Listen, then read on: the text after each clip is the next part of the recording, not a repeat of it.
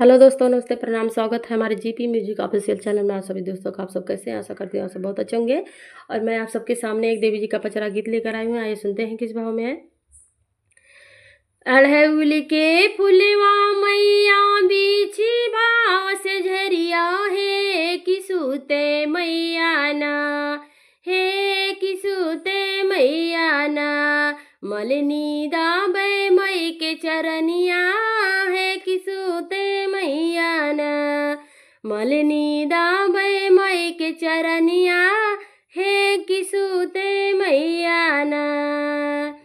कौने गुना भावे मैया नारियर चुनरिया है कवाने गुनाना, हे कवाने गुनाना। भावे लाल की चुनरिया है कवाने गुनाना, भावे लाल की चुनरिया है कवाने गुनाना। कौने के गुना मैया मोरी भावे अड़हुल फुलवा है कवाने गुनाना, हे हो कवाने गुनाना।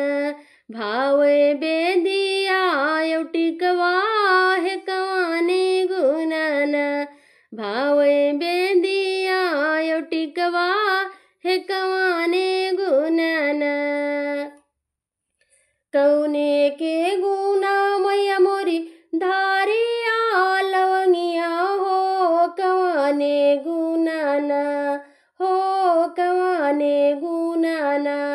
भावे पूड़िया छोहरिया है कवाने गुनाना, भावे पूड़िया छोहरिया हो कवाने गुनाना।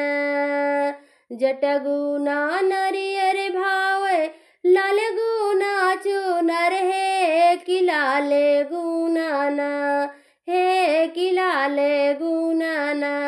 भावे लाल की चुनरिया हो कि लाल गुनाना, भावे लाल